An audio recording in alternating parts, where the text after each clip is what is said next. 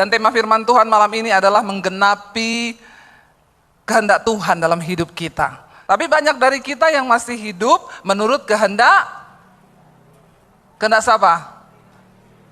Ya, di dunia ini kan ada tiga, ada kehendak Tuhan, ada kehendak diri, ada kehendak syaiton. Ya, kehendak Tuhan, kehendak kita, sama kehendak syaiton. Jadi saudara sekarang ini hidup mengikuti kehendaknya siapa? Siapa? Jangan terlalu pede. Ya, banyak orang Kristen tuh pede, ditanya kamu hidup menurut kehendak siapa? Tuhan. Pret. Ya, nanti kita belajar dari firman Tuhan. Apakah kita sudah sungguh-sungguh hidup melakukan firman Tuhan, atau kita hidup menurut kehendak kita, atau kita hidup menurut kehendak syaiton tadi, ya. Bapak Ibu, mari kita lihat Amsal pasal yang ke-16 ayat yang ke-9. Amsal 16 ayat 9, Saudara, ya. Baca bersama-sama firman Tuhan ini 1 2 3. Hati manusia memikir-mikirkan jalannya, tetapi Tuhanlah yang menentukan. Amin. Hati manusia memikir-mikirkan jalannya, tetapi kita harus percaya bahwa Tuhanlah yang menentukan arah langkahnya. Mau sehebat apapun kita mikirin jalan hidup kita, pada akhirnya Tuhanlah yang menentukan. Amin. Ya, banyak orang saudara sekarang berusaha dengan kekuatannya membangun satu kehidupan yang dia pikir itu akan membawa pada kebaikan dan kebahagiaan. Dia lupa bahwa dalam hidup ini ada satu kuasa yang namanya Tuhan, yang akan menentukan arah langkah hidup manusia. Amin. Ya, banyak orang saudara dengan sombongnya bikin perencanaan, dengan sombongnya tidak pernah melibatkan Tuhan. Ya, dia nggak tahu, bahkan ada banyak orang dengan sombongnya hidup dalam dosa, selingkuh. Ada di sini yang selingkuh? Jangan angkat tangan ya. Kita buka kolam baptisan di belakang, baptis berapa lama? 15 menit, direndam. Ya, banyak orang sekarang hidup dalam dosa, nggak ada takut-takut Tuhan. Karena dia pikir hidup itu dia yang menentukan. Ya, dia pikir semua yang dia lakukan tuh dia tentukan. Besok saya mau apa, besok mau begini, besok mau begitu. Dia lupa bahwa bahkan nafas hidup ini pun kita hanya karena anugerah. Hanya anugerah, bahkan hidup 5 menit ke depan kita nggak tahu loh. Kita nggak tahu apa yang akan terjadi. Ya, mungkin besok ada dari kita yang sudah tidak bangun. Ya, mungkin sebelah kananmu minggu depan sudah tidak ada. Coba lihat. Ya, lihat sebelah kanan, siapa tahu minggu depan udah tidak ada.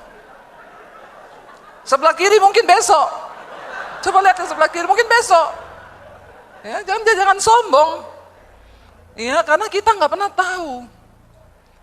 Makanya selama kita hidup di dunia ini, Rasul Paulus berkata, biarlah hidup kita ini berpadanan dengan firman Tuhan. Supaya suatu saat ketika kita menghadap Tuhan, tidak ada penyesalan. Nggak ada penyesalan. Karena kita sudah melakukan apa yang menjadi kehendak Tuhan selama kita hidup. Manusia itu memikir-mikirkan jalannya, tapi Tuhanlah yang menentukan arah langkahnya. Ayat ini ditulis oleh Salomo. Siapa Salomo? Kaya raya, seorang raja. Alkitab mencatat tidak ada lagi raja yang kekayaannya melebihi kekayaannya Salomo. Salomo itu kira-kira pria paling bahagia. Ya, karena dia punya 1000 perempuan dalam hidupnya. 300 istri, 700 gundik. Ya, ada di sini bapak-bapak yang punya mimpi seperti Salomo.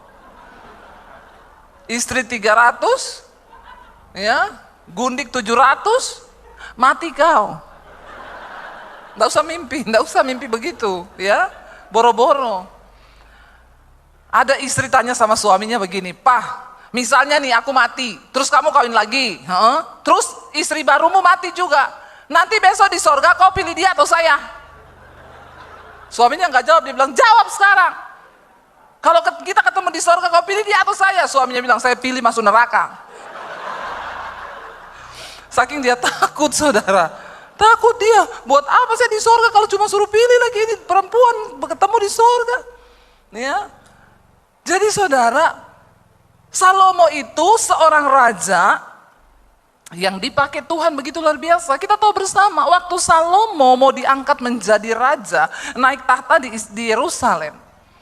Doanya Salomo itu sama Tuhan yang pertama, yang dia minta sama Tuhan apa? Ini lulus sekolah minggu enggak ini? Ngerti enggak kisahnya doanya Raja Salomo, tahu enggak? Nah, ini banyak mendak lulus sekolah minggu nih, jemaat orang Kristen ini duduk di gereja kayaknya gini-gini. Tapi enggak ngerti apa-apa ini.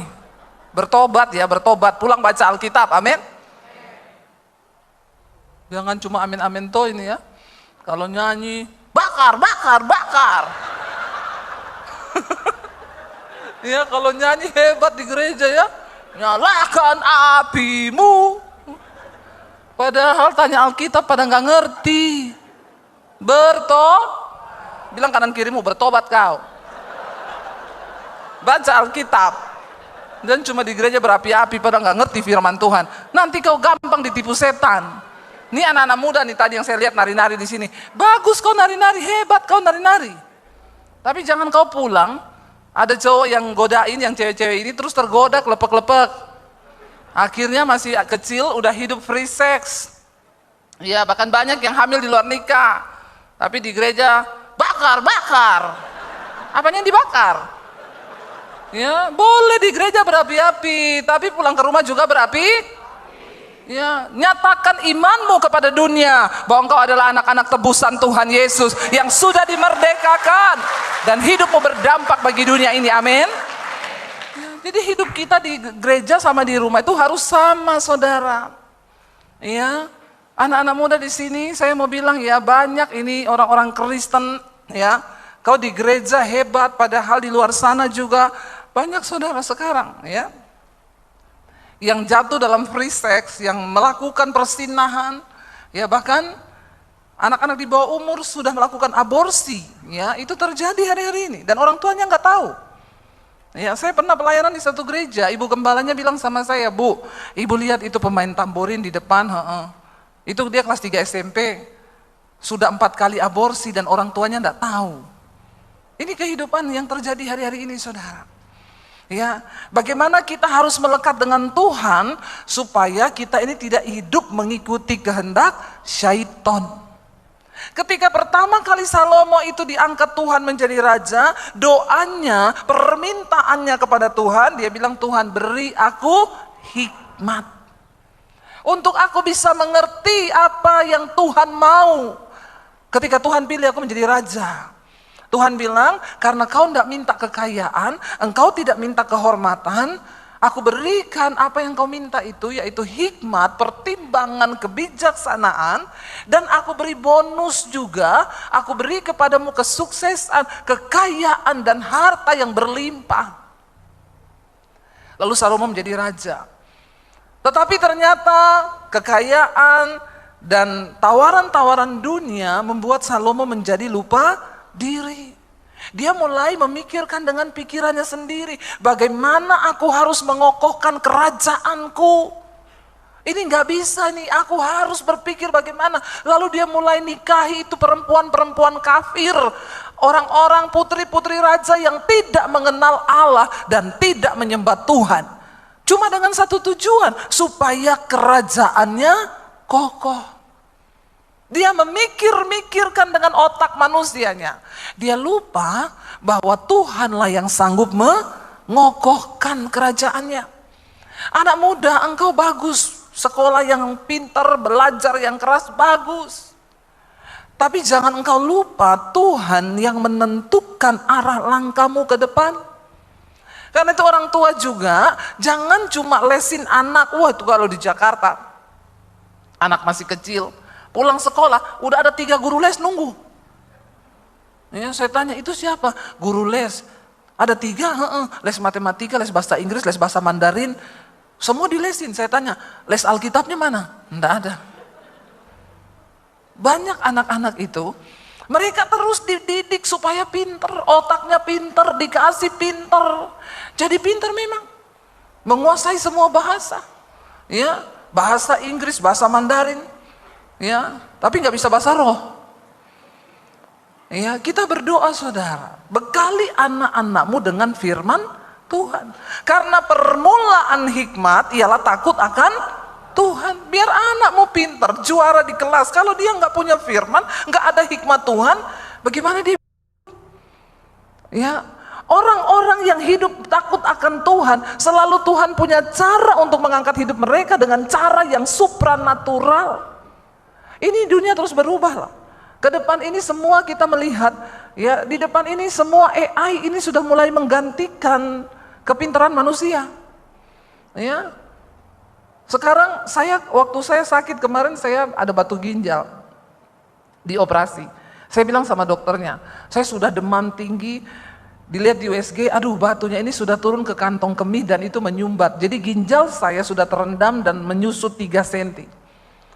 Saya bilang, dokter bagaimana ya, harus segera operasi bu, ini nggak bisa lama-lama lagi, nanti kalau ibu lama-lama makin parah. Takutnya infeksinya makin jadi, karena ini ibu sudah demam, sudah kesakitan. Saya bilang itu kalau operasi berapa lama? Soalnya saya mau berangkat ke Israel 1 minggu lagi. Dokternya bilang ya tergantung bu. Ya kalau memang harus berangkat berarti harus operasi yang kita ada 2, 1 operasi biasa, 1 pakai AI.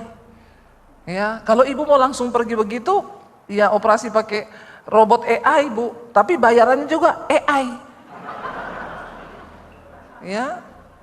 Saya tanya kalau operasi biasa harus dibelah dari tulang belakang sini. Ya, itu diambil batunya yang sudah menyumbat di bawah karena dia bukan di ginjal lagi, posisinya sudah turun di bawah.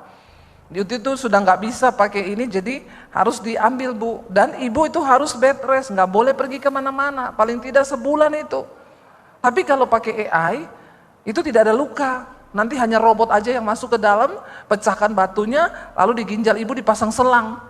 Ibu bisa kemana-mana, nggak ada rasa apa-apa. Oh bisa ya dok, iya akhirnya operasi saudara. Ya, sehari setelah operasi saya pulang, jalan-jalan nggak ada apa-apa. Nggak ada luka, nggak ada apa. Saya berangkat ke Israel 3 hari kemudian habis operasi. Orang tanya sakit bu, enggak. Ibu ini baru operasi kan? Iya, AI. Di Tiongkok buka rumah sakit AI. Kalau dokter yang mendeteksi cancer bisa lama, AI dalam waktu 5 menit bisa langsung terdeteksi. Sekarang bank-bank sudah mulai pecat pegawai-pegawai, semua digantikan oleh tenaga AI. Bahkan di beberapa gereja di luar negeri, yang khotbah bukan pendeta lagi pak, AI pak yang khotbah.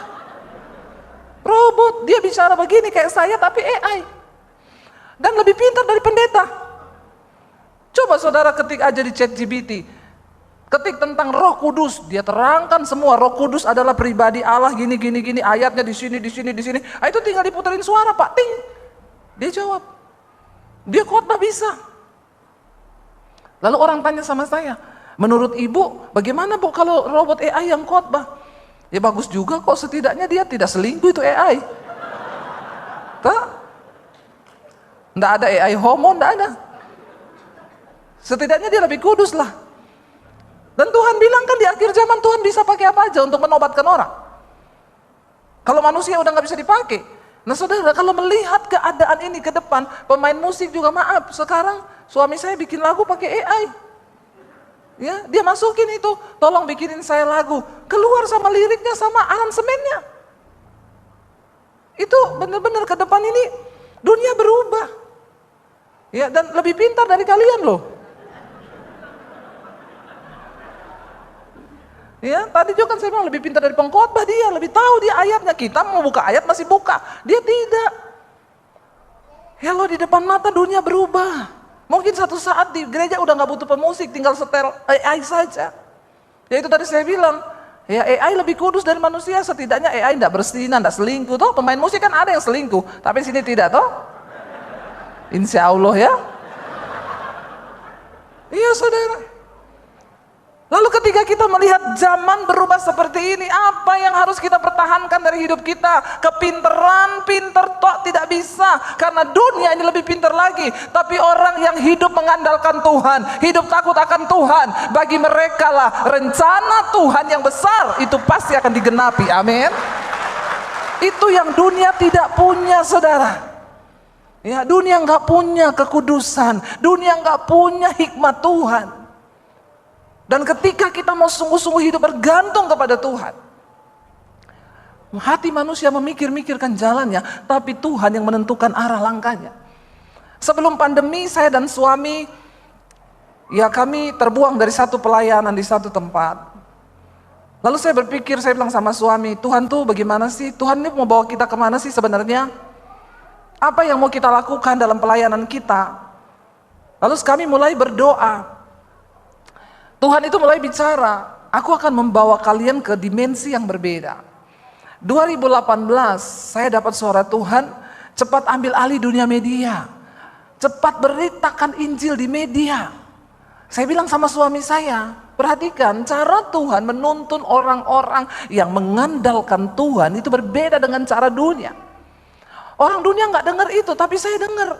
2018 Tuhan bilang, cepat ambil alih dunia media untuk Injil. Saya nggak tahu dunia media ini apa. Saya bilang ke suami saya, Tuhan itu bicara sama saya bahwa kita harus ambil alih dunia media untuk Injil, pekabaran Injil. Karena Tuhan bilang, nanti ke depan Tuhan akan memberkati kita dengan tuaian bangsa-bangsa dan berkat bangsa-bangsa. Awalnya suami saya bilang begini, apa itu? Tuaian bangsa-bangsa, kok jauh banget loh sampai Amerika, Australia. Kita bicarain di Jakarta aja, ini udah mumet kita nih pelayanan mau bagaimana. Lalu, tapi saya bilang, tapi kalau Tuhan yang ngomong, bahkan Tuhan bilang akan memberkati kita dengan berkat bangsa-bangsa. Lalu suami saya bilang, ya kalau media itu berarti TV. Ya udah, terus kita gimana? Ayo kita pergi ke satu stasiun TV swasta di Jakarta. Kita tanya di sana kalau mau syuting bagaimana. Kami datang karena kami punya kenalan di situ. Saya tanya, Mbak, kalau saya mau syuting di sini bagaimana caranya? Oh bisa Bu, bisa, bayar satu episode 6 juta. Ibu harus bikin 10 episode minimal. Berarti ibu harus bayar 60 juta. Ibu syuting di studio kami, pakai kamera kami, pakai peralatan kami semua. Terus sudah pasti tayang? Oh belum. Jadi saya bayar 60 juta belum pasti tayang. Iya, nanti dilihat dulu bisa tayang atau tidak. Saya dengar bayar 60 juta waktu itu. Jangankan uang 60 juta, uang 10 juta saya enggak ada waktu itu. Waktu dia bilang bayar dulu 60 juta di depan, saya langsung muntaber. Muntaber, mundur teratur tidak berkabar. Muntaber saudara. Dengar bayar 60 juta dan belum pasti tayang. Ya udah kita nggak balik lagi ke situ. Tapi saya bawa terus visi Tuhan itu. Apa sih? Kita belum tahu YouTube waktu itu. 2018. Sampai saya pergi pelayanan di Bali. Saya ketemu keluarga dengan mami saya di satu kafe. Saya lihat orang-orang syuting-syuting di situ. Produsernya duduk di samping meja saya tanya, Pak, ini Bapak lagi bikin apa ya? Bikin TV Bu, di mana? Di YouTube. Oh bisa ya? Bisa, sekarang sudah zamannya YouTube. Artis-artis beralih ke YouTube sekarang. Oh berarti saya juga bisa ya bikin YouTube. Produsernya ngeliatin saya sampai gini, ya semua juga orang bisa, tergantung ibu punya konten apa. Saya bilang biasa aja, keles. Sirik amat saudara. Ya, sekarang sih channelnya sudah hilang, enggak ada. Saya bilang, oh ya udah ya kan saya cuma tanya-tanya. Lalu dia bilang, bisa Bu, itu ibu syuting juga pakai handphone udah bisa kalau iPhone, soalnya itu YouTube cuma kecil filenya. Oh iya makasih. Saya pulang, saya bilang ke suami saya, kita bikin YouTube yuk. Suami saya bilang, apalagi itu? Ya, karena dia memang waktu itu nggak bisa, kameramen nggak bisa, mau bikin YouTube nggak bisa. Tapi puji Tuhan, dia taat. Lalu dia mulai belajar. Nah itu karena ditendang dari tempat pelayanan itu, kita sudah ngerintis gereja, jemaatnya banyak, langsung ditendang begitu saja. Ya enggak apa-apa, Tuhan akan izinkan hal-hal seperti itu terjadi, jangan marah. Iya kan? Karena seringkali kita pikir itu jalan yang Tuhan buka, ternyata memang seringkali ada manusia yang akan tutup jalan kita. Tapi Tuhan izinkan. Kan ada lagunya, dia buat jalan tapi kau tutup jalan. Itu udah biasa.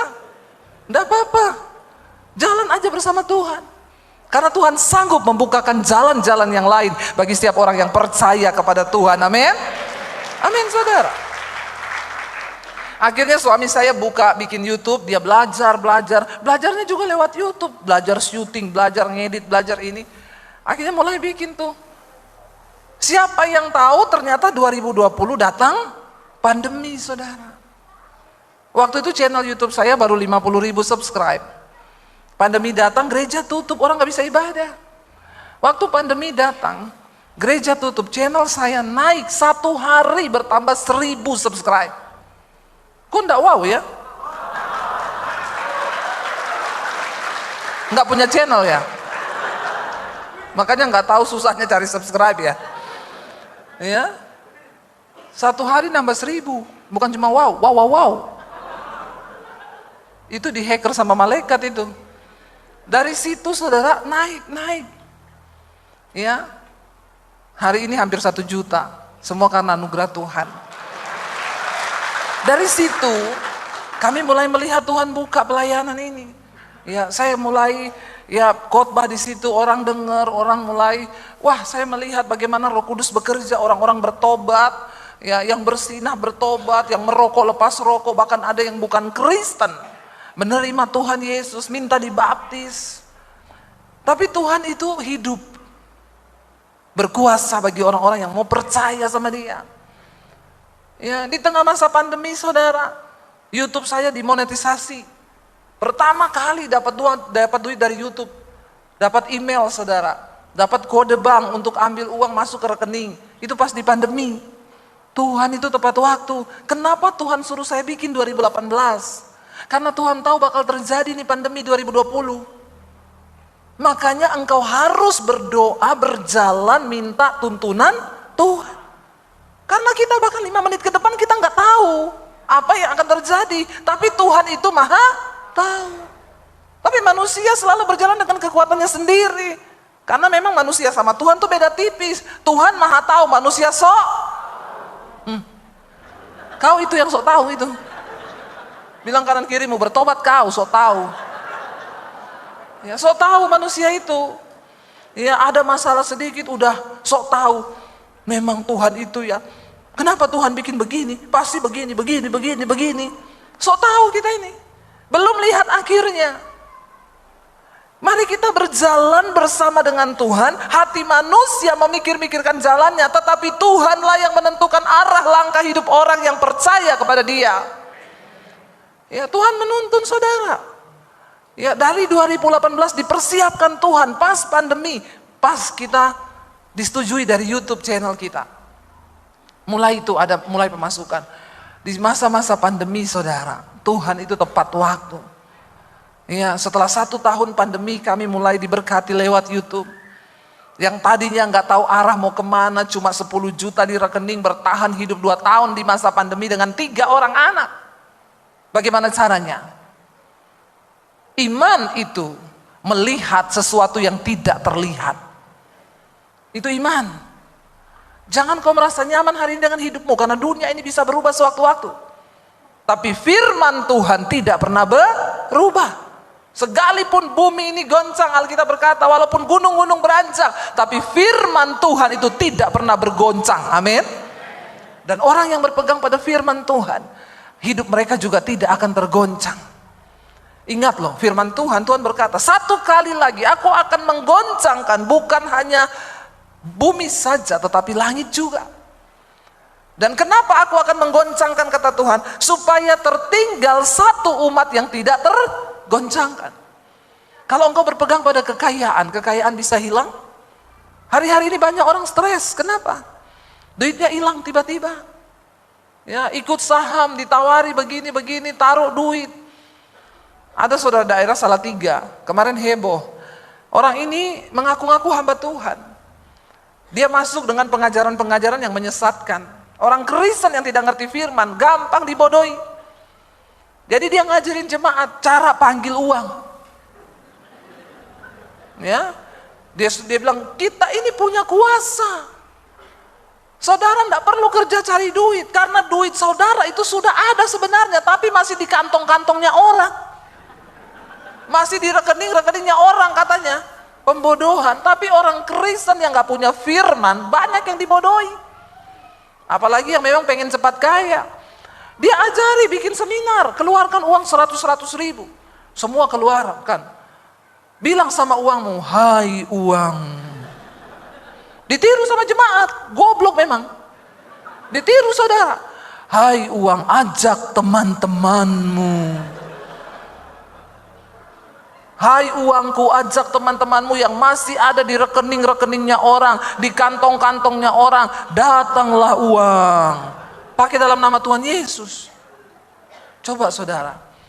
Orang-orang Kristen ini kadang-kadang saya tuh suka geleng-geleng kepala ya. Gampang sekali dibodohi.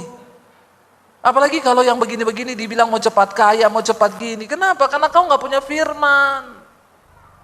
Akhirnya ketipu saudara. Disuruh setorlah sama orang ini duit-duitnya itu. Dia bilang saya punya banyak perusahaan di luar negeri.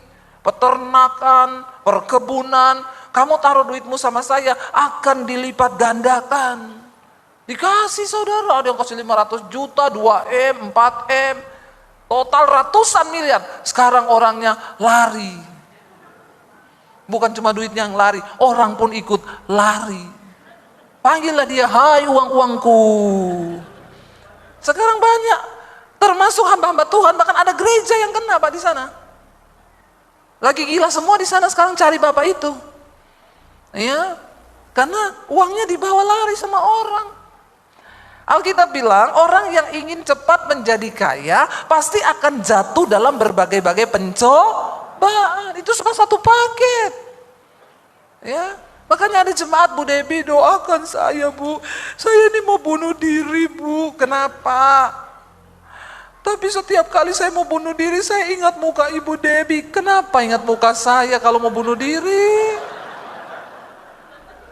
Ya. Jadi begini Bu, saya itu naruh uang Bu di saham. Saya taruh 2M Bu, sekarang mau saya ambil hilang semuanya Bu. Saya bilang, Ibu harusnya waktu Ibu mau taruh uang 2M, ingat mukaku. Kenapa kalau sudah mau bunuh diri baru ingat muka pendeta? Ini juga jemaat ini kadang-kadang memang agak lain kau. Waktu mau dapat duit, diam-diam dia gak cerita sama pendeta. Giliran sudah ditipu, mau bunuh diri baru nelpon pendeta ini. Ya, saya bilang, oh jadi sekarang uang Ibu dibawa lari orang. Kenapa Ibu taruh uang di situ? Pasti tergiur pengen cepat kaya toh? Iya Bu. Ibu itu sudah satu paket. Ya, Alkitab bilang kalau kau ingin cepat kaya, kau akan jatuh dalam berbagai-bagai pencobaan. Jadi Ibu sudah menggenapi firman Tuhan. Tidak usah ditangisi, sekarang disyukuri saja. Yang penting masih hidup, belum mati toh. Itu jemaat memang begitu. Kalau kau tidak ngerti, manusia itu suka memikir-mikirkan jalannya sendiri, tapi yang kau lupa bahwa Tuhan yang sanggup menentukan arah langkah hidup kita. Kenapa kita harus berserah sama Tuhan? Karena kita tidak tahu apa yang akan terjadi di depan kita, bahkan 5 menit ke depan. Dan cuma Tuhan yang tahu. Kita perlu berserah dan mengandalkan Tuhan. Ketika Salomo saudara, dia mulai sombong, memikir-mikirkan jalannya sendiri untuk mengokohkan kerajaannya. Dia bikin strategi, aku harus nikahi perempuan-perempuan asing ini yang tidak mengenal Allah. Dia mulai, disitulah awal kehancuran dan kejahatan. Dia mulai melupakan Tuhan. Sertakan Tuhan dalam setiap perencanaan hidupmu, kata firman Tuhan. Bahkan kalau engkau berencana untuk pindah kota, Alkitab berkata, katakanlah gini, Tuhan, kalau Tuhan berkehendak, maka aku akan melakukan ini, itu, minta tanda sama Tuhan. Dia Tuhan yang hidup, dia Tuhan yang sanggup berbicara. Ketika engkau berdoa meminta tuntunannya, maka dia Tuhan yang sanggup menuntun engkau kepada arah langkah yang benar. Tadi saya lihat banyak anak-anak muda, untuk menentukan pasangan hidupmu, kau harus berdoa sungguh-sungguh. Ya, berapa banyak yang belum menikah di sini? Angkat tangan yang belum menikah. Saya mau lihat anak-anak muda yang belum menikah. Yang anak muda saja belum menikah saja, yang sudah menikah enggak usah. Yang belum menikah nih angkat tangan. Jangan malu. Ya, ayo yang kaum jomblowers. Ya. Lebih baik jomblo tapi happy. Ya, kaum jombloers, aku padamu. Kenapa? Lebih baik kau jomblo tapi happy daripada udah nikah terus ndak happy. Ya, tul. Tapi juga jangan kelamaan jomblomu. Ya. Karena umur 30 tahun ke bawah itu jodoh di tangan Tuhan, 30 tahun ke atas Tuhan lepas tangan juga. Harus dengan doa dan puasa itu. Berdoa, ya, berdoa. Jodohmu itu cuma satu dan Tuhan pasti kasih yang terbaik. Ya. Saya mau kasih tips berdoa buat jodoh. Yang cowok-cowok di sini dan cewek-cewek. Kalau cowok berdoa, nomor satu yang harus kau minta, Tuhan, aku minta pasangan hidup yang takut akan Tuhan. Yang kedua, kalau yang cowok bilang, dia perempuan Tuhan. Ya, tolong ya. Tolong. Karena banyak sekarang tulang-tulang lunak. Saya lihat di Bangka ini mulai banyak juga di jalan-jalan tulang lunak berkeliaran. Jangan sampai ada di antaramu tulang-tulang lunak ya. Bertobat. Ya, boti-boti ini. Banyak boti juga sekarang di sini. Ya, ini jadi roh yang sedang merajalela ini. Ya, harus waspada loh ini. Tengking dalam nama Tuhan Yesus, amin. Jangan ada yang begitu-begitu masuk dalam kehidupan gereja. Ya. Yang lesbi anak perempuan juga sekarang di Jakarta banyak, saudara. Anak saya bilang, teman-teman kuliah saya mempacaran cewek sama cewek, cowok sama cowok. Tuhan menciptakan Adam dan Hawa, bukan Adam dan Eben.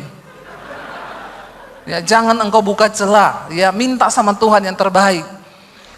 Karena manusia itu memikir-mikirkan jalannya, tapi Tuhan yang menentukan arah langkah kita. Ketika Tuhan memilih Yosua menggantikan Musa untuk membawa bangsa Israel keluar dari tanah perbudakan Mesir menuju ke tanah Kanaan, Yosua secara manusia dia nggak pede, saudara. Bagaimana bisa aku melanjutkan satu tugas yang berat ini, ya? Tetapi Tuhan berkata kepada Yosua begini. Kita lihat Yosua 1 ayat yang ke-5, saudara. Yosua 1 ayat yang ke-6, firman Tuhan berkata, ya, ayat yang ke-5 dulu. Ya, Tuhan bilang sama Yosua begini, baca sama-sama, seorang pun tidak akan dapat bertahan menghadapi engkau seumur hidupmu, seperti aku menyertai Musa, demikianlah aku akan menyertai engkau, aku tidak akan membiarkan engkau dan tidak akan meninggalkan engkau. Bapak Ibu, saya mau tanya, janji yang sama Tuhan berikan gak buat kita dan saudara? Amin kan? Tapi untuk mempercayai janji ini susah atau susah? Kenapa? Karena engkau memikir-mikirkan jalanmu sendiri. Kalau kita pikir dengan pikiran kita manusia, susah. Tadi malam saya bersaksi, ketika saya jadi Kristen, saya diancam orang tua saya mau dibunuh. Lalu saya diusir dari rumah. Ya, ketika saya diusir dari rumah, saya nggak tahu mau kemana. Saya tidak tahu harus berbuat apa. Semuanya gelap di depan saya. Saya baru lulus SMA waktu itu. Saya harus lepas dari rumah. Tidak punya uang, tidak punya apa-apa. Bahkan papi saya bilang, kalau kamu tetap jadi Kristen ikut Yesus, tinggalkan keluarga, jangan bawa ijazahmu. Saya mau lihat Yesus kasih makan kamu pakai apa. Berat, saudara. Saya nggak tahu itu mau kemana. Tapi saya percaya janji ini. Tuhan bilang kepada Yosua, seperti aku menyertai Musa, aku akan menyertai engkau. Aku tidak akan pernah membiarkan engkau. Aku tidak akan pernah meninggalkan engkau. Caranya bagaimana supaya firman ini terjadi? Ayat yang ke-6 berkata begini, saudara. Ini yang harus kita lakukan. Tuhan sudah membentangkan firman-Nya, Dia melakukan bagiannya, kita harus melakukan bagian kita supaya firman itu terjadi. Amin. Tuhan bilang, baca sama-sama, kuatkan dan teguhkanlah hatimu, sebab engkaulah yang akan memimpin bangsa ini memiliki negeri yang kujanjikan dengan bersumpah kepada nenek moyang mereka untuk diberikan kepada mereka. Ayat 7 berkata, baca dengan suara yang keras, hanya kuatkan dan teguhkanlah hatimu dengan sungguh-sungguh. Bertindaklah hati-hati sesuai dengan seluruh hukum yang telah diperintahkan kepadamu oleh hambaku Musa. Janganlah menyimpang ke kanan atau ke kiri, supaya engkau beruntung kemanapun engkau pergi.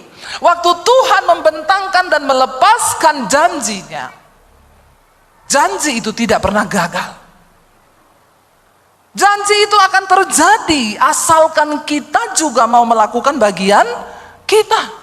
Hati kita nih kadang goyah saudara, ketika melihat suasana nggak mungkin, aduh iya ndak ya, aduh Tuhan menyertai nggak ya, aduh Tuhan gini nggak ya, aduh Tuhan gini.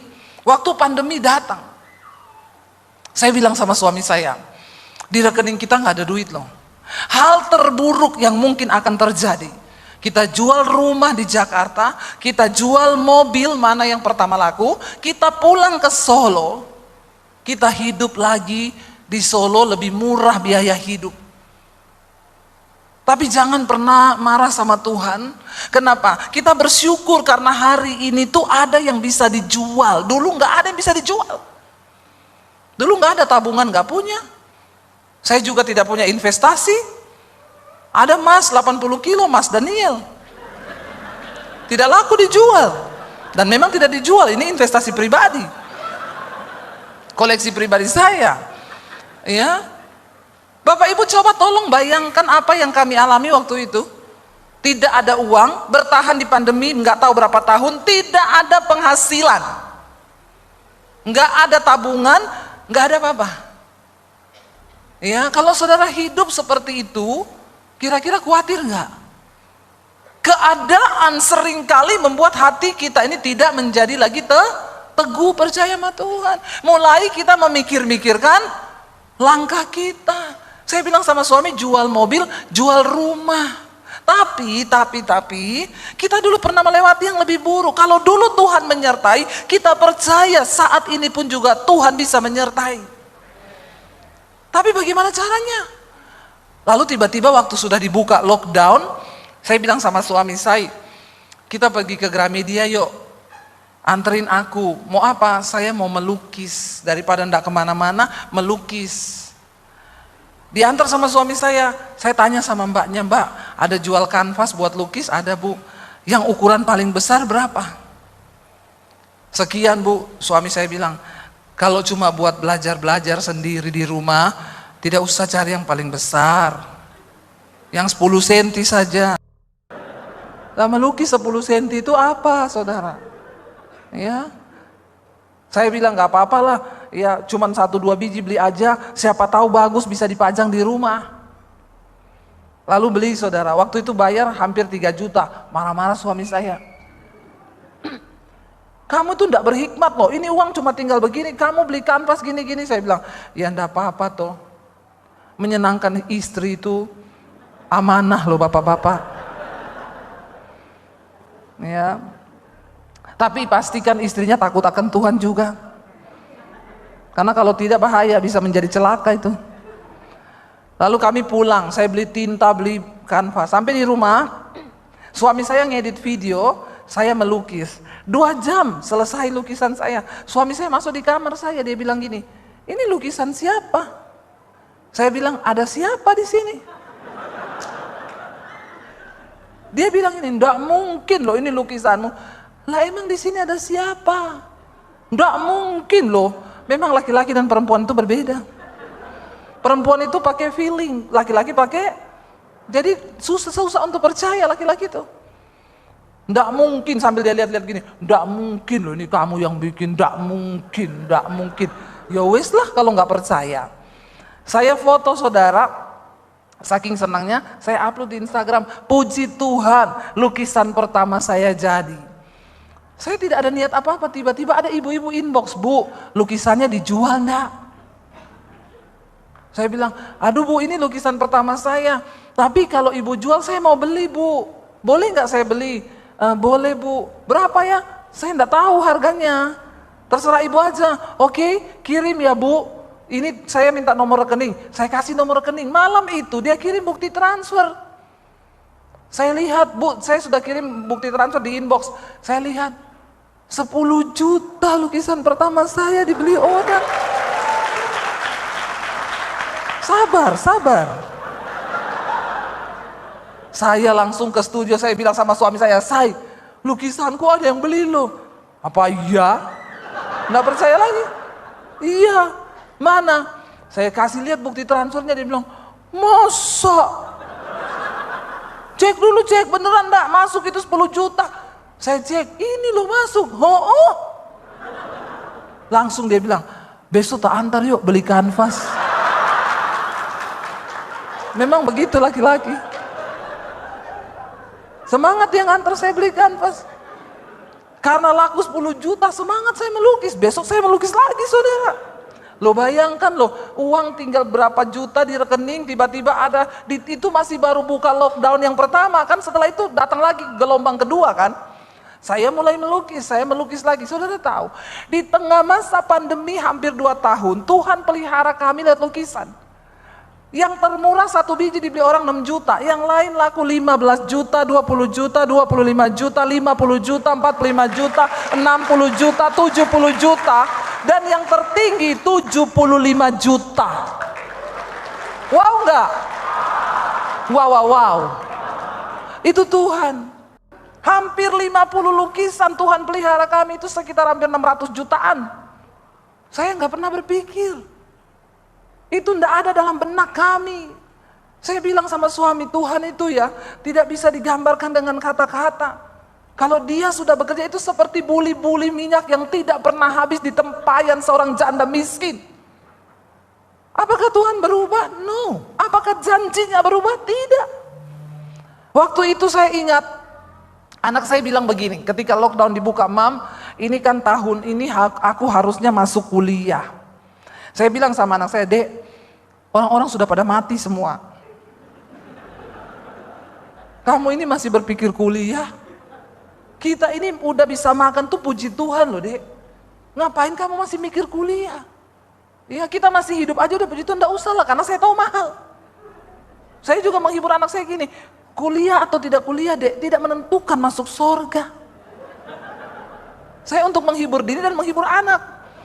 Tapi saya bilang gini, tapi kalau Tuhan berkehendak, tidak ada yang mustahil. Berapa kuliahmu? Masuknya 70 juta. Zaman itu 70 juta uang dari mana saya? Saya suruh dia berdoa. Waktu saya ngelukis yang keempat, saudara, lukisan yang keempat. Saya pelayanan di satu perusahaan. Dia tanya begini, Ibu, perusahaan kami sudah buka, pengerja sudah masuk. Tapi nggak ada pendeta yang berani datang untuk isi persekutuan di kantor kami. Apakah ibu berani khotbah di kantor kami? Saya juga bilang gini, karena teman saya bilang, hati-hati loh Bu, pandemi ini pendeta banyak mati, pendeta-pendeta mati semua. Saya ditakut-takuti saudara. Jadi ibu jangan keluar-keluar, jangan terima jadwal. Saya juga terintimidasi, saya ingat kata-kata pendeta itu. Jadi waktu mereka bilang, ibu mau datang nggak besok Jumat? Saya bilang, saya doa dulu tanya Tuhan. Itu alasan paling rohani dari pendeta. Benar saudara, saya tanya Tuhan, saya konsultasi dengan suami. Tuhan tuh ngomong gini, kamu itu loh, di saat semua orang ketakutan, ya kamu jangan sembunyi. Ini waktunya pergi keluar, beritakan Injil, kabar baik. Lawan ketakutan itu dengan kabar baik. Kalau belum waktunya kau mati, kau tidak akan mati. Tapi kalau sudah waktunya, biar kau sembunyi di kamar mandi, kau mati kepleset di kamar mandi. Saya pikir betul juga ya. Akhirnya saya WA dia, oke, saya mau besok ngisi nanti Jumat. Ibu enggak takut? Enggak. Kalau belum waktunya mati, enggak mati. Lalu saya pergi saudara. Habis saya khotbah, sekretarisnya bilang sama bosnya, Pak, Bu Debbie ini pelukis loh. Saya malu saudara, malu hati banget, pelukis apa, orang saya ini baru belajar. Karena saya lihat lukisan di kantor situ, wih lukisan-lukisan yang mahal, keren-keren.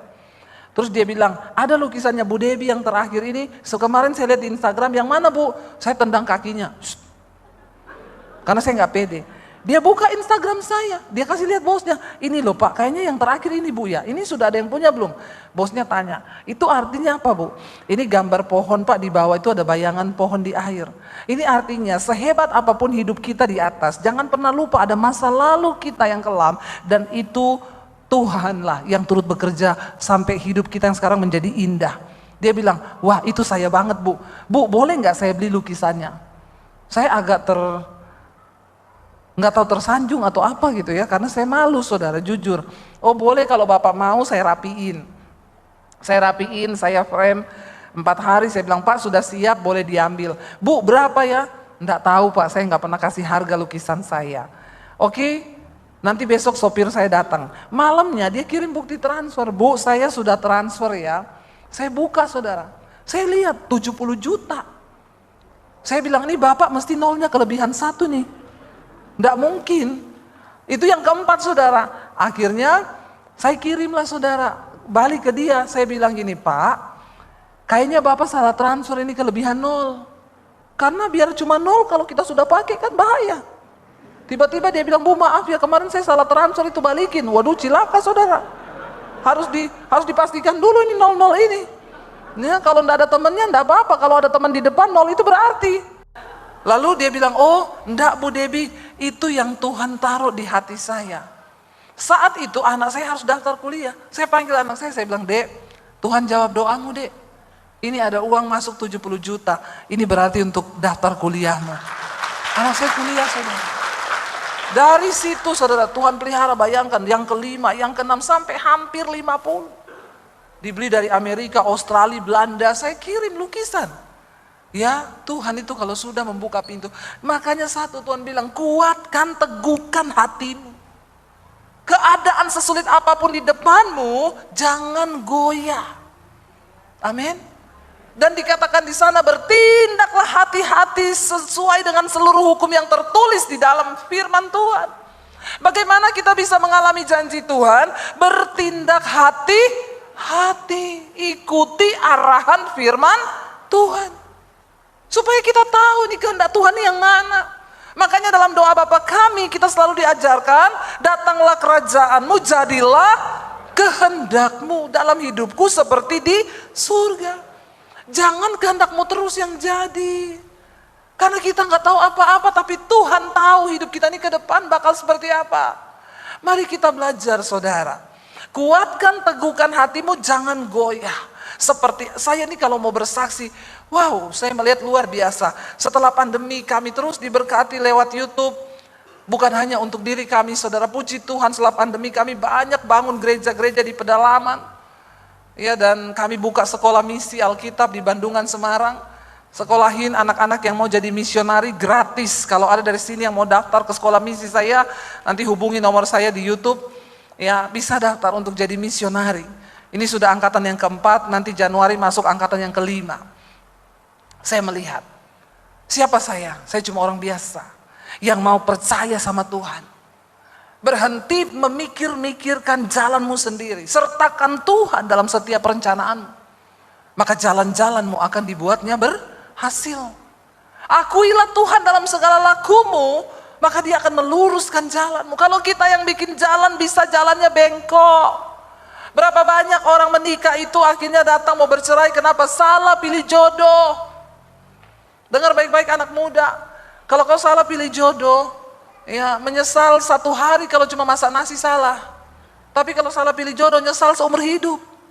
Bapak Ibu mau engkau berdoa puluhan tahun, mau kau puasa 40 hari 40 malam, kalau di hatimu itu ada niat jahat, doamu tidak mungkin dijawab. Jangankan dijawab, didengar pun Tuhan tidak mau. Daud sangat mengerti rahasia ini. Daud tahu dia harus menjaga hatinya itu kudus di hadapan Tuhan. Waktu engkau hidup kudus, hatimu bersih, semua yang jahat dari hatimu tuh kau buang saudara. Disitulah Tuhan tuh baru bisa bekerja. Saya mengalami saudara, ada orang yang selalu saya tolong, ya, dia nggak bisa bayar utang, telepon saya, aku dikejar-kejar nih, harus bayar utang nih jam 12 malam. Saya tolong. Kapan lagi telepon? Aku nih anak mau sekolah. Uang saya nggak cukup. Bantu dong, saya bantu. Setiap bulan tuh saya kasih uang untuk sembako. Setiap kali ada masalah keuangan, larinya ke saya. Oke lah, saya memang niat berbuat baik. Tapi saya ketemu beberapa orang yang kenal sama dia. Bukan 1-2 orang, lebih. Selalu tuh ngomong. Dia tuh, kenapa ya Deb nggak senang sama kamu? Selalu jelekin tentang kamu. Dan itu nggak sama 1 orang loh, beberapa orang. Kalau saudara dijelekin sama temenmu, itu biasa. Kalau dijelekin sama musuhmu, itu lebih biasa lagi. Tapi kalau engkau dijelekin sama orang yang menikmati uangmu, yang selalu kau tolong, itu baru bilang dunia ini kejam bro. Kalau kau cuma dijelekin orang biasa, temen, apalagi musuh, rekan bisnis, pesaing, itu biasa. Belum ada apa-apanya itu. Itu masih level yang terendah. Tapi kalau kita dijelekin sama orang yang kita tolong, yang selalu jadi tempat pelariannya itu ke kita, itu sakit loh saudara. Sakitnya tuh di sini loh. Ya toh? Sakitnya tuh di sini, di dalam hatiku. Ya toh? Itu merasuk loh. Kalau kita itu dihadapkan dengan persoalan yang seperti itu, saya mau tanya respon saudara itu gimana? Sebagai manusia normal, saudara hentikan bantuanmu, atau saudara teruskan bantuannya? Sekali, dua kali masih biasa, tapi berkali-kali dan terus loh. Dan jelekinnya itu nggak kira-kira. Fitnahnya itu nggak kira-kira. Kira-kira saudara, haleluya, bulan depan saya akan tetap tolong dia. Begitu? Itu pasti hatimu terbuat dari besi dan baja. Ya. Hatiku ini tidak terbuat dari besi dan baja. Sampai yang terakhir ada orang yang ngomong ke saya gini. Lalu semua yang cerita ke saya itu ngomong gini, ngapain sih tolong orang kayak begitu? Nggak berkat juga kayaknya. Lalu hati saya mulai tercemar. Dan akhirnya saya juga mengambil keputusan, baik, mulai sekarang kita lihat saja. Ya, semoga kamu bulan depan mengalami kesulitan. Dan kamu pasti akan WA ke saya. Dan saya nggak akan gubris WA-mu, saya blokir nomormu. Lihat saja nanti pembalasanku. Itu kan drama-drama Indosiar toh. Ikhtifar. Dan itu timbul di hati saya saudara. Akhirnya hampir sebulan saya nggak transfer. Tapi di hati ini mulai tidak damai. Akhirnya ada alarm yang berbunyi di hati saya. Saya rasanya, apa ya Tuhan? Setiap hari saya ingat itu loh. Tapi saya berusaha tepis aja. Enggak, memang orang itu enggak layak kok. Ini cuma gangguan sesaat. Tapi setiap hari. Saya itu setiap malam sebelum tidur, saya tuh banyak merenung saudara. Coba saudara beri waktu beberapa saat. Merenunglah saudara, sebelum kau tidur itu merenung. Waktu yang paling tepat untuk merenung itu malam, karena malam itu kan sudah tidak mengerjakan apa-apa. Otak kita juga udah kosong, kita tinggal berpikir mau tidur. Renungkanlah kebaikan Tuhan, dan saya tuh kalau mau tidur malam, Tuhan, aku hari ini sudah melakukan ini. Terima kasih loh Tuhan, Engkau udah jaga anak-anakku, dan apa yang tidak berkenan dalam hatiku ini yang Tuhan tegur saya Tuhan, kasih tahu saya Tuhan. Karena Bapak Ibu, tidak semua yang kita pikirkan di hati kita itu benar adanya. Sering kali bahkan kita ini tidak sadar. Hal yang kita pikir benar, itu ternyata di hadapan Tuhan tidak benar. Istri-istri sering kali kita jengkel sama suami. Oh kita bilang, lihat aja besok saya nggak mau bicara sama dia. Berhenti udah, saya nggak mau bikinin dia kopi, saya nggak mau bikinin dia sarapan. Kalau perlu saya kasih sianida makanannya. Hati-hati loh Bapak Ibu. Tuhan Yesus berkata, semua yang jahat itu timbul dari hati. Kalau kita biarkan terus hati ini pahit, kecewa, diikuti, marah, suami istri berantem 3 hari 3 malam, gak omongan. Hati-hati Bapak Ibu. Saya itu merenung satu saat, tiba-tiba saudara, ada suara yang berkata di hati saya itu begini, kamu itu kan berbuat baik sama dia bukan karena dia baik. Kamu berbuat baik sama orang bukan karena orang itu baik kan? Kalau kamu berbuat baik sama orang karena orang itu baik, apa upahmu? Orang dunia pun melakukan hal yang sama. Tapi kalau kamu berbuat baik kepada orang yang jahat sama kamu, itu berbeda. Upahmu itu di surga. Saya bilang, Tuhan tapi berat loh. Ya pantaslah dia digituin. Ya pantaslah. Tuhan bilang, enggak. Kamu berbuat baik bukan karena dia baik, tapi memang kamu yang baik dan kamu berusaha untuk hidup benar, jaga hati. Akhirnya saya bertobat, saya bilang, Tuhan, ampuni saya Tuhan. Memang berat Tuhan, berat di hati, tapi aku mau taat. Dan aku mau melakukannya untuk Tuhan. Saya ambil handphone, saya transfer lagi saudara. Sejak hari itu hati saya plong. Waktu kita mau mendengar suara Tuhan dan melakukan apa yang Tuhan suruh di hati untuk membereskan hati kita, kau akan mengalami berkat-berkat Tuhan di hidupmu. Tidak terhalang berkat Tuhan itu. Daud berkata begini saudara, Mazmur tadi ayat 16, ayat 66, ayat 17, 18, baca bersama. Tuhan berfirman, Tuhan Daud bilang apa? Kepadanya aku berseru dengan mulutku, kini dengan lidahku aku menyanyikan pujian. Seandainya ada niat jahat, maka Tuhan tidak mau mendengar. Lalu kita lanjut di Mazmur. Ya, kita lanjut Mazmur pasal yang ke berapa tadi? Ini ayatnya Mazmur 16 ayat 7 dan 8. Coba baca bersama. Mazmur 16, 7, 8, 1, 2, 3. Aku memuji Tuhan yang telah memberi nasihat kepadaku. Ya, pada waktu malam hati nuraniku mengajari aku. Aku senantiasa memandang kepada Tuhan. Karena ia berdiri di sebelah kananku, aku tidak goyah. Saudara perhatikan ayat ini berkata, Tuhan itu selalu pengen beri kita ini nasihat. Dalam segala hal yang kita sedang hadapi di hidup ini, Tuhan tuh pengen menasihati kita, Bapak Ibu. Tapi sering kali kita yang tidak punya waktu untuk mendengarkan Tuhan bicara. Dan ayat ini berkata, waktu engkau hatimu itu penuh dengan firman Tuhan. Tuhan bicara lewat hati nuranimu. Dia berkata apa? Pada waktu malam, hati nuraniku mengajari aku. Makanya ketika engkau itu punya masalah, saya selalu bilang orang Kristen yang rajin baca firman dan merenungkan firman, waktu kau ada masalah, kau tidak perlu cari pendeta untuk konseling. Kenapa? Karena hati nuranimu akan mengajari dan menasehati engkau tentang apa yang harus engkau lakukan.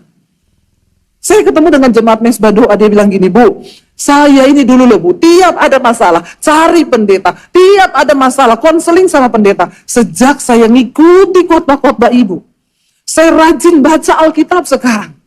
Semua masalah sudah ada jawabannya di dalam firman Tuhan. Makanya saya kalau orang, Bu saya mau konseling, Bu sebelum Ibu konseling sama saya, Ibu baca dulu Alkitab. Ibu tahu baca Alkitab enggak? Kebetulan enggak ada waktu Bu. Nah makanya enggak usah konseling, Ibu baca Alkitab. Bagaimana mungkin seorang Kristen enggak pernah baca Alkitab? Saudara, Alkitab ini buku penuntun kehidupanmu. Tuhan berfirman kepada Yosua, perkatakanlah kita Taurat ini dan bertindaklah hati-hati sesuai dengan semua yang tertulis di dalamnya dan renungkan itu siang dan malam supaya perjalananmu di hidup ini berhasil dan beruntung. Dari hati ini keluar semua yang baik. Kalau perbendaharaan kita baik, kalau hati kita penuh firman, kita ditegur bertobat, maka yang keluar itu baik. Tapi kalau orang itu hatinya perbendaharaannya jahat, kepahitan, kecewa, kebencian, dendam, maka yang keluar itu juga jahat, Bapak Ibu.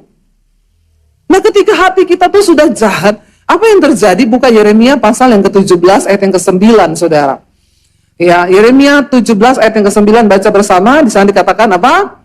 Betapa liciknya hati. Lebih licik dari hatinya sudah membatu. Siapa dapat mengetahuinya? Orang itu kalau hatinya licik, ditegur nggak mau bertobat, maka jadinya hatinya membatu. Itu yang dinamakan keras hati. Nggak mau bertobat lagi. Sudah jadi batu hatinya. Lalu dia masih bilang, siapa dapat mengetahuinya? Ayat 10 menjawab, di sana dikatakan apa? Siapa yang tahu hati kita? Aku, Tuhan, yang menyelidiki hati, yang menguji batin untuk memberi balasan kepada setiap orang setimpal dengan tingkah langkahnya, setimpal dengan hasil perbuatannya. Ingat, Tuhan menyelidiki hati dan batin kita. Dan dia berkenan kepada kebenaran di dalam hati. Mari rajin-rajin cek hati. Ada orang tiap bulan cek kolesterol. Kalau kolesterolnya naik, bintang dia udah takut. Puasa lo ya, turunin lo ya. Besok ini sebulan ini gak boleh makan daging, jangan makan berlemak-lemak, jangan makan minyak-minyak, biar kolesterolnya. Apakah kau pernah cek hati? Berapa bintangmu di hati? Saya ini kecewa sama ipar, saya kecewa sama mertua, saya kecewa sama tetangga, saya kecewa sama itu, saya pahit sama itu. Bintang semua hatimu. Lalu apa yang bisa kita lakukan supaya hati kita ini kemudian dimurnikan oleh Tuhan? Aku harus berdamai dengan ini, aku harus berdamai dengan mertua, aku harus berdamai dengan itu, aku tanggalkan semua kekecewaan hatiku. Baru bintangmu itu turun. Kita sering sekali, setiap bulan sekali, 3 bulan sekali kita cek kesehatan. Karena kita takut kita mati mendadak. Tapi kita nggak pernah takut binasa. Hidup di dalam kebinasaan kekal di neraka. Karena ternyata hati kita nggak pernah kita cek. Bapak Ibu, orang itu kalau hatinya jahat, maka semua kelakuannya jahat. Saya ini juga dulu jahat. Saya ini juga dulu karakternya hancur. Tapi pelan-pelan firman itu yang saya simpan di hati ini mulai mengubah. Saya cerita beberapa waktu yang lalu, saudara, kami datang ke satu restoran untuk membicarakan sesuatu. Dan saya juga termasuk diundang oleh pemilik restoran itu. Waktu duduk, saya dan suami pesan jus, saudara. Saya duduk, tas saya taruh di belakang, posisinya terbuka. Suami di sebelah saya, kami pesan jus berdua. Mbaknya itu datang bawa jus, ya, ditaruh di baki begitu. Dia pegang satu tangan ini berdiri di belakang saya, agak di samping. Dia kasih ke meja suami saya begini. Waktu dia kasih begini, yang ini oleng, saudara. Jus 1 gelas tumpah ke saya. Baju saya belakang ini basah semua sampai masuk ke dalam-dalam. Dan separuhnya jus lagi masuk ke dalam tas saya. Dan tas saya terendam dengan jus warna merah itu, buah naga. Memang bikin naga bonar. Bapak Ibu, saudara saya itu dulu kalau saya belum dibaharui firman, itu kejadian begitu pasti saya langsung berdiri, saya jambak itu rambutnya mbaknya. Saya akan ngomong, kamu pakai otak enggak ya? Dulu kalau saya belum bertobat. Tapi karena saya sudah dipenuhi firman, tapi ketika saya sudah bertobat pun belum langsung berubah. Ya, kalau kejadian seperti itu saya akan tetap berespon. Saya berdiri, saya nggak maki-maki mbaknya, saya nggak tampar, saya nggak jambak, cuma gini, Mbak, kalau kerja pakai mata. Matamu taruh mana, Mbak? Kan ada saya duduk di sini. Mana nomor telepon pemilikmu? Bosmu mana? Itu kalau saya belum menguasai hati. Nah, kemarin itu, karena saya ini semakin hari kita ini diproses, makin dewasa kan, hati kita ini makin penuh firman, tindakan kita pun makin dikuasai oleh firman. Kemarin itu ketika kejadian itu, saya ini udah mau berdiri, udah mau ngomong mata tadi. Itu spontan ya, saudara. Waktu saya mau berdiri, tiba-tiba di hati saya itu ada suara yang bilang gini, kalau kamu jadi mbaknya, bagaimana perasaanmu? Apa yang akan kamu lakukan? Lalu ayat itu bicara, karena apapun yang engkau ingin orang perbuat kepadamu, perbuatlah itu kepada orang lain. Saya berdiri, saya tumpah jus yang masuk di tas saya, tumpah semua, merah semua itu tisu 1 pak. Mbaknya sambil ketakutan ngomong, ibu saya minta maaf, ibu saya. Ya saya tahu ketakutannya dia, saya ini tamunya pemiliknya. Beberapa teman di situ emosi, saudara, Mbak gimana sih Mbak, kok kerjanya kayak gitu sih Mbak? Teman saya sambil lihat tas saya, Mbaknya tahu nggak ini harga tasnya berapa? Saya bilang, Bu, nggak usah ngomong begitu, Bu. Saya tahu perasaan Mbak itu. Mungkin dia juga lagi dalam keadaan tertekan, mungkin dia juga lagi ada dalam masalah. Saya cuma bilang, Mbak, nggak apa-apa. Lain kali Mbaknya hati-hati ya. Semua orang bisa berbuat salah dan hilaf, Mbak. Nggak apa-apa, Mbaknya tenang aja. Lalu dia tarik saya ke ruang VVIP, tempat pemiliknya, Bu, saya mau keringkan baju ibu pakai hair dryer, saya kasih tisu basah dulu, ayo Bu kita ke dalam. Sampai di dalam, saya kepikiran tas saya, saudara. Saya pikir kalau tasnya rusak, sayang banget. Tapi tiba-tiba, di hati saya itu ada suara yang begini, nanti kan kalau rusak pasti ada gantinya, toh. Dan terbukti ternyata saya ini sudah kaya, saudara. Saya tidak sedih lagi. Bukan kaya uang, tapi kaya hati. Waktu kita kaya hati, kita nggak akan sedih. Kita sampai akhirnya mbaknya itu cium tangan saya di dalam kamar mandi. Bu, saya minta maaf ya Bu, sekali lagi saya minta maaf. Saya bilang nggak apa-apa Mbak, tapi lain kali hati-hati. Ya udah, mbaknya kayak nggak ada apa-apa aja. Sudah. Oke kok Mbak, terima kasih ya Mbak. Saya keluar. Waktu pulang itu suami saya di mobil tanya gini, Say, tadi tuh kok kamu nggak marah toh? Kamu tuh tenang banget loh, tadi nggak ada tanda-tanda marah atau kaget atau apa. Saya bilang, karena saya sudah kaya. Kaya hati. Orang yang kaya hati itu bukan bicara kaya uang, saudara. Karena banyak orang yang sudah kaya uang tapi nggak kaya hati. Coba kalau barangnya, tasnya ketumpahan begitu. Ya, wah itu pasti sudah. Anak saya pernah cerita sama saya, dia punya teman, curhat ke dia bilang, "Mam, kasihan teman saya. Curhat itu begini.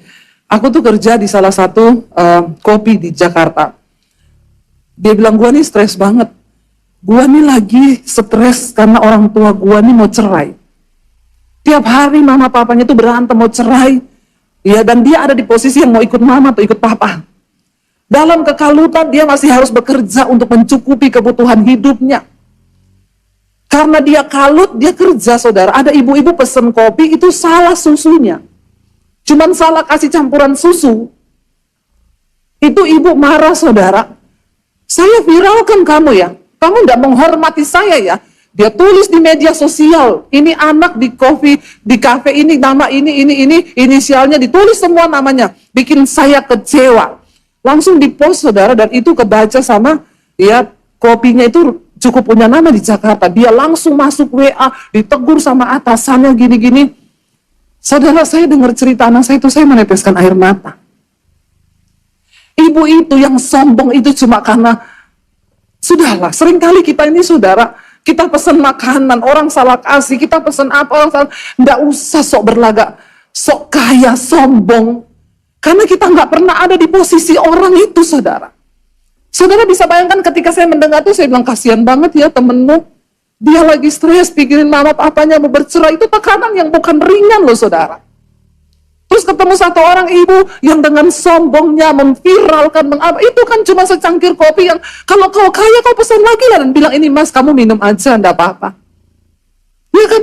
Kita kan kalau salah pesan, ya mas tadi kan saya pesannya ini, kau bikinnya ini. Ya gimana ya bu, udah taruh aja, bikin lagi buat saya.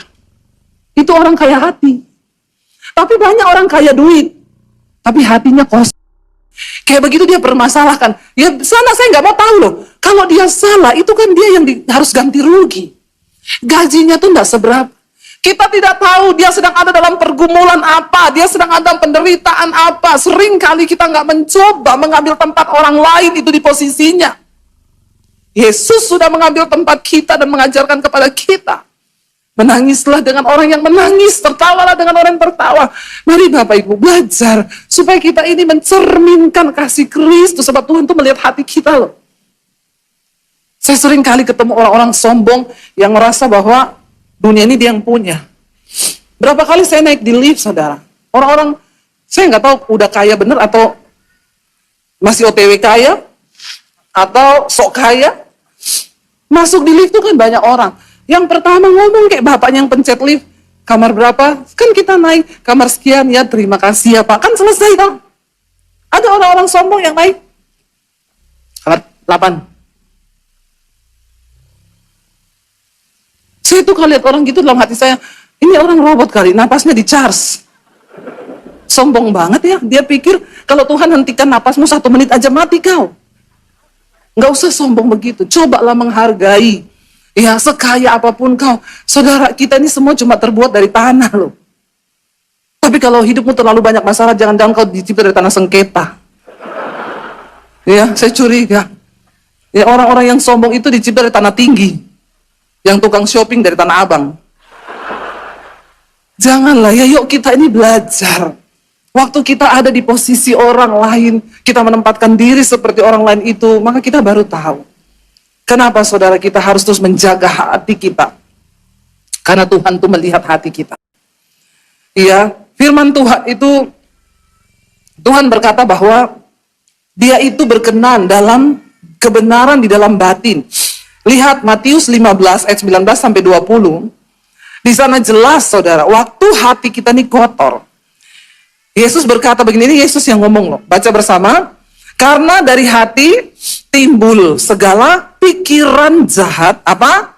Pembunuhan, persinahan, percabulan, pencurian, sumpah palsu, dan hujat. Itulah yang menajiskan orang. Amin.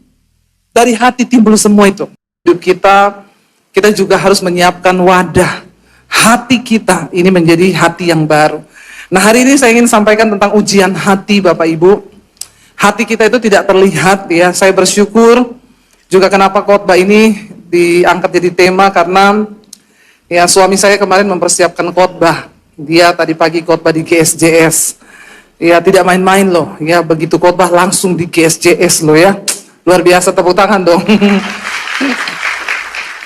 Dan memang ya penuh pergumulan, maju mundur. Suami saya bilang, Pak Michael bilang, Bu, nanti ini sudah yang kesekian kali saya minta loh, Bapak khotbah di ibadah di GSJS ya. Lalu Ira tanya, gimana Bu, yakin ya? Iya, kata suami saya mau di ibadah yang paling sepi. Terus kata Ira, lain ya pendeta kali ini ya, biasanya minta yang rame ya. Ini kok minta yang sepi. Kata Ira, kalau mau sepi khotbahnya di kuburan aja Pak. Ini memang sekretaris yang paling ya sedikit heboh ya saudara. Jadi saya bersyukur juga ketika akhirnya oke, ya sudah. Lalu dia mulai berdoa untuk tema. Tema apa yang Tuhan mau sampaikan untuk jemaat di GSJS. Lalu suami saya datangi saya aku udah dapat temanya. Aku nanti di GSJS Tuhan suruh ngomong tentang hati. Saya pikir ya tentang hati itu ya sudah biasa ya, maksudnya kita mau ngomong hati itu apa gitu. Tapi ternyata ya akhirnya kan karena dia mau khotbah dia belajar kan. Dia cari tema, dia belajar Alkitab. Ya ketika dia sudah temukan tema, dia sudah belajar ayat-ayat saudara. Maka sasaran pertama kali dia khotbah itu adalah saya. Dia bilang kamu harus dengerin khotbah saya dan kasih saya masukan. Saya sambil masak di dapur lagi ngulek cabai, dia datang. Hati. Firman Tuhan berkata bahwa hati manusia itu, saya gini, amin. Sambil masak nih saudara. Nanti saya jalan ke kamar diikuti dari belakang. Karena itu di dalam kitab ini berkata begini. Amin. Gimana? Saya bilang, iya bagus, luar biasa. Saya masuk ke kamar mandi diikuti, ke WC diikuti. Jadi karena itu, jam 12 malam saudara, saya udah ngantuk sekali. Dia bilang, ternyata dari bahasa Ibrani, itu kata jagalah hati dengan segala kewaspadaan. Itu begini. Saya lihat jam 00. Jadi saya bilang, aku tahu kamu lagi persiapan untuk khotbah. Tapi ini sudah jam 12 malam, saya sudah ngantuk, hati saya sudah tertutup. Jadi biar kau mau latihan khotbah apa, saya sudah tidak dengar, maaf ya.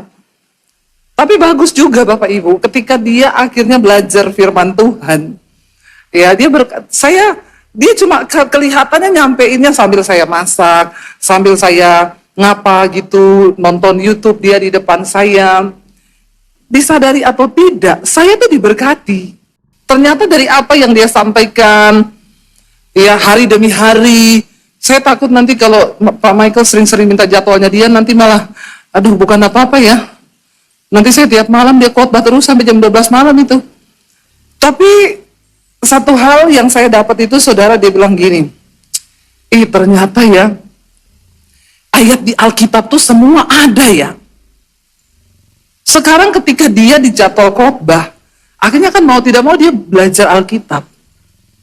Ya saudara jangan tunggu di jadwal khotbah dulu ya, baru belajar Alkitab. Ketika dia belajar Alkitab, dia bilang menarik ya aku tuh baru tahu loh. Ternyata ada ayat yang bilang begini, ada ayat yang bilang begini. Saya bilang, hello, kemana aja loh. Dan banyak orang Kristen yang ternyata juga selama ini tuh enggak mengerti. Ternyata banyak firman Tuhan tuh yang begitu indah kalau kita gali, begitu dalam, begitu luar biasa. Saya aja kalau nemuin ayat tuh, ada ya firman Tuhan tuh berkata seperti itu.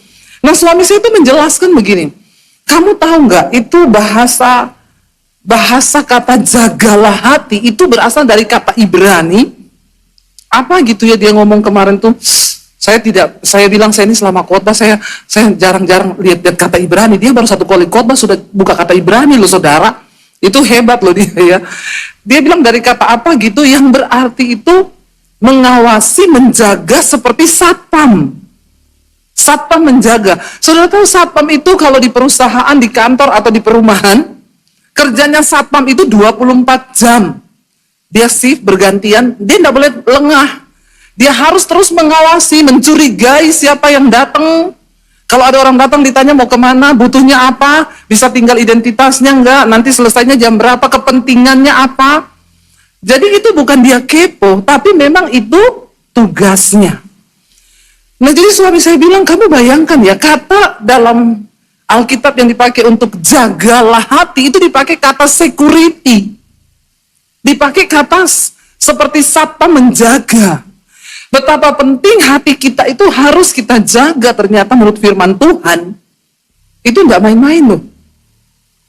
Cuma sayangnya banyak orang Kristen tidak mengerti akan hal ini. Makanya kita itu hidupnya begitu-begitu saja, ya nasibnya begitu-begitu saja, karena kita anggap remeh. Saudara, kalau kita itu beli perhiasan mahal, kita baca caranya menjaga, merawat. Saudara beli mobil, saudara baca cara perawatannya. Saudara beli handphone baru, pasti saudara langsung beli anti goresnya supaya kacanya tidak tergores. Saudara beli casing yang mahal supaya kalau handphone itu jatuh tidak pecah. Tapi betapa seringnya kita tuh lupa kasih anti gores di hati kita. Kita lupa kasih anti pecah di casing hati kita. Padahal yang lebih berharga itu dari semua barang berharga yang kita punya itu adalah apa? Hati. Karena Alkitab berkata, kenapa kamu harus menjaga hatimu seperti security yang menjaga sesuatu yang berharga? Karena dari sini terpancar kehidupan. Kalau kita nggak jaga hati kita, ya bukan kehidupan yang terpancar. Sebaliknya sesuatu yang... Nah kita melihat Bapak Ibu, kenapa kita harus menguji hati kita? Mari kita lihat bersama, ketika Tuhan memilih Daud untuk menjadi orang yang menggantikan Saul. Alkitab berkata roh Allah telah mundur daripada Saul dan Tuhan mencari seorang yang akan dipilihnya menjadi raja. Di antara semua orang yang ada pada waktu itu, Tuhan tertuju matanya kepada Daud. Lalu Tuhan berfirman kepada Samuel, kamu pergi ke rumahnya Isai. Dan di sana ada satu orang anak Isai yang akan aku urapi menjadi raja. Jadi saudara, pada waktu itu Samuel panggil Isai dan dia bilang, besok kamu datang ke upacara, ajak semua anak laki-lakimu untuk persiapkan mereka karena ada salah satu yang akan diurapi Tuhan menjadi raja. Malam itu Isai mempersiapkan anak-anaknya buat besok akan ketemu nabi besar yaitu Samuel. Dan ketika semua sudah dipersiapkan baju, saya itu membayangkan pasti Daud tuh tanya gini, Papa, aku besok pakai baju apa? Lalu Isai bilang, semua berangkat kecuali kamu. Kamu enggak ikut. Kenapa? Kamu enggak ada tampang jadi raja. Kamu enggak masuk hitungan. Kamu bukan prajurit, tapi kakak-kakakmu semua prajurit. Kamu besok tinggal di rumah, kamu pergi ke padang gurun untuk menggembalakan kambing domba. Daud punya alasan nggak untuk sakit hati? Dia punya alasan nggak untuk hatinya itu tergores, bahkan bukan tergores, tahu itu luka, kepahitan, kecewa. Saya bayangkan kalau Daud zaman itu Gen Z zaman now, dia udah cari jembatan atau gedung bertingkat, lalu lompat. Hati-hati loh, Gen Z zaman now itu banyak yang hatinya mudah tergores. Mereka lupa pasang anti gores dalam hati. Gen Z zaman now itu sedikit dimarahin orang tua, udah dianggap dianiaya. Udah kayak dirinya itu paling menderita sedunia ini. Baru ditegur sedikit, udah hatinya rapuh. Ya, makanya anak-anak saya, teman-temannya itu kalau saling telepon tuh begini. Gua mau curhat dong. Lu mau denger nggak gua curhat? Kemarin tahu nggak, gue tuh ke psikolog tahu, kata psikolognya gue ini stadium 4 loh. Jiwa gue tuh tertekan banget. Lalu temennya balas, lu stadium 4, gue 4,5 tahu. Mendekati gila. Ya, lu kenapa kayak gitu? Ya habis orang tua gue tuh ngomong. Mereka tuh bangga kalau mereka disebut depresi, tertekan, sakit jiwa. Kalau kita lihat Daud, dia punya alasan untuk memasukkan sesuatu kekecewaan dalam hatinya. Tapi Daud tidak izinkan itu. Kenapa Tuhan itu tertarik dengan Daud dan dia sangat mengangkat tinggi Daud? Saudara, karena Tuhan itu lihat hati Daud. Hai anak-anak muda, saya mau bilang hari ini, promosi itu datang dari Tuhan. Dan kalau hatimu berkenan di hadapan Tuhan, tidak ada perkara yang mustahil Tuhan angkat hidupmu, amin.